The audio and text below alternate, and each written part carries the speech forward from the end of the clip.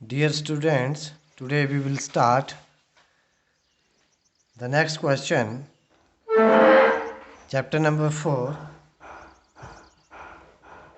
मांग वक्र का ढलान ऋणात्मक क्यों होता है? Why does demand curve slope downwards? मांग वक्र के ऋणात्मक ढलान से ये प्रकट होता है कि कीमत के कम होने पर अधिक वस्तुएं खरीदी जाती हैं। इसलिए किसी वस्तु की कीमत तथा मांगी गई मात्रा में विपरीत संबंध होता है। मांग वक्र के ऋणात्मक ढलान या यूपर से नीचे की ओर झुके होने के मुख्य कारण इस प्रकार से हैं।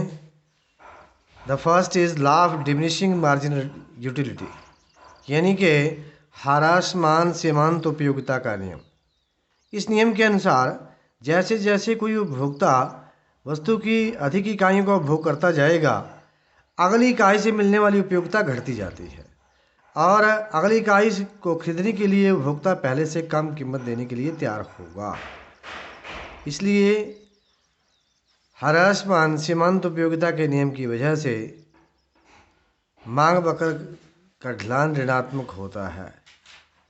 कीमत और वस्तु के बीच में ऋणात्मक संबंध होता है, क्योंकि कीमत ज़्यादा होगी, मांग के नियम के अनुसार कीमत ज़्यादा होगी तो वस्तु की कम मांग की जाएगी और कीमत कम होगी तो वस्तु की मांग अधिक की जाएगी। The second is income effect, आय प्रभाव। एक वस्तु की कीमत में परिवर्तन होने के फलस्वरूप खरीदार की वास्तविक आय में परिवर्तन होने के कारण वस्तु की मांगी गई मात्रा में होने वाले परिवर्तन को आय प्रभाव कहा जाता है। यदि किसी उपभोक्ता की आय बढ़ जाती है, उसमें परिवर्तन हो जाता है, परिवर्तन का मतलब ज़्यादा हुई या कम हुई, तो आय का प्रभाव की वजह से भी के कारण भी मांग वक्र का ढलान ऋणात्मक होता है।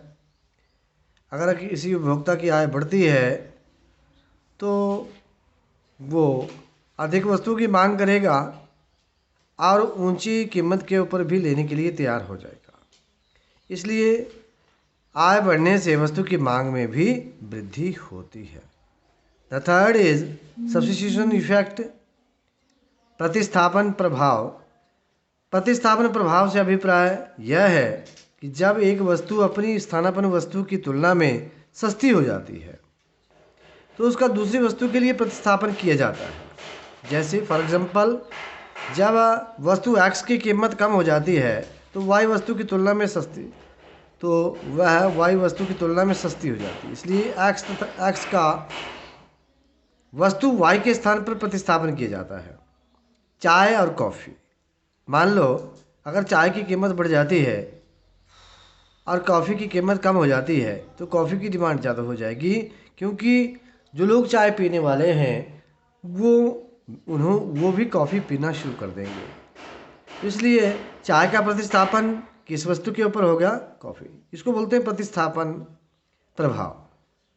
इसको कहते हैं, ये स्थानापन्न वस्तु है जो एक दूसरे के स्थान पर प्रयोग की जा सकती है, तो इसको प्रतिस्थापन प्रभाव की वजह से मांग वक्र का ढलान ऋणात्मक हो जाता है।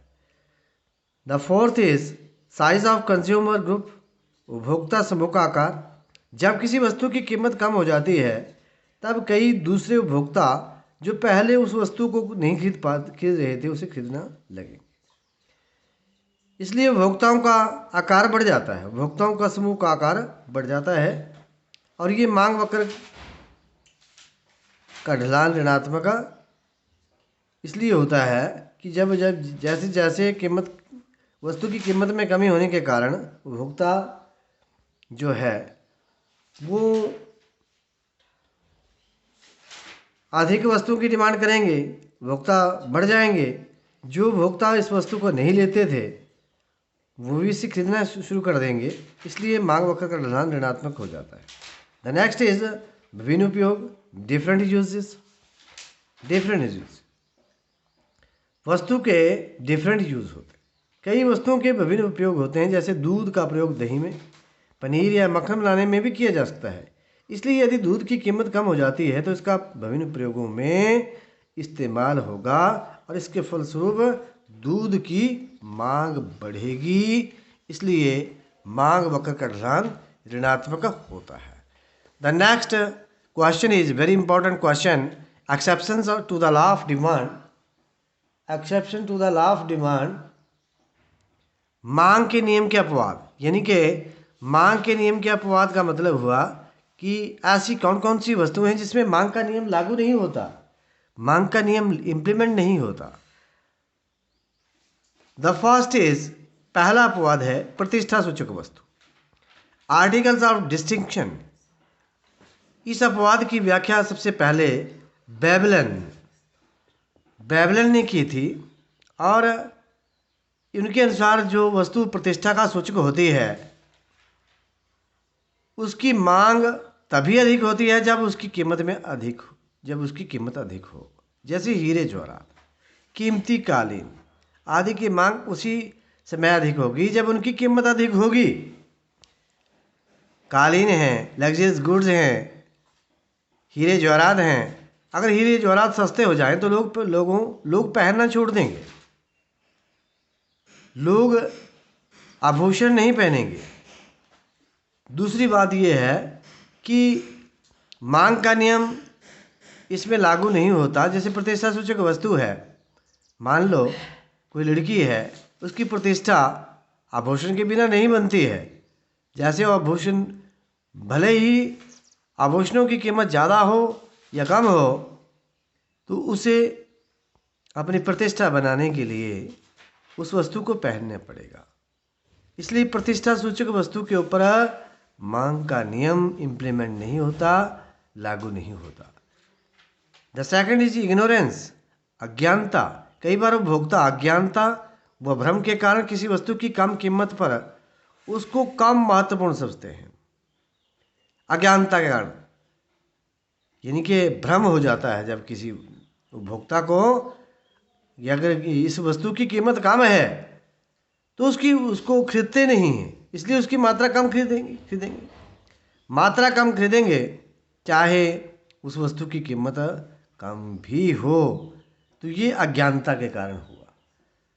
बहुत से लोग दिमाग में ये सोचते हैं कि जो कम कीमत वाली वस्तुएं हैं वो बहुत घटिया वस्तु होती हैं, इसलिए ऐसी वस्तुओं के ऊपर भी मांग का नियम लागू नहीं होता।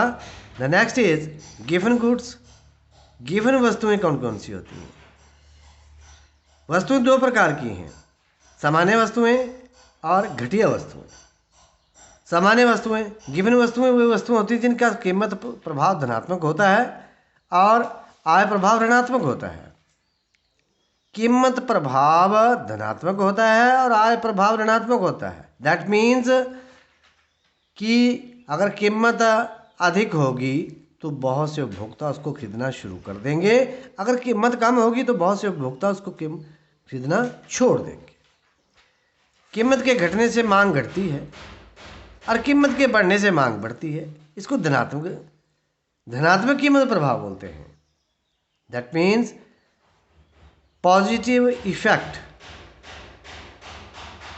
To goods.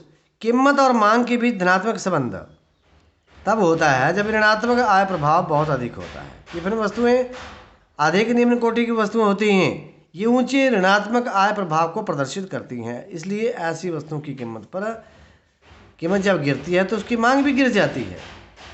यानी कि उपभोक्ता की आय जब बढ़ जाती है तो निम्न कोटि की वस्तुओं को खरीदना छोड़ देता है। अपने समाज में प्रतिष्ठा बनाने के लिए वो जो घटिया किस्म की वस्तुएं हैं उसको खरीदने के लिए वो अपनी शर्मिंदगी महसूस करता है।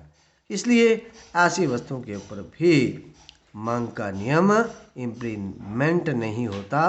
That's all.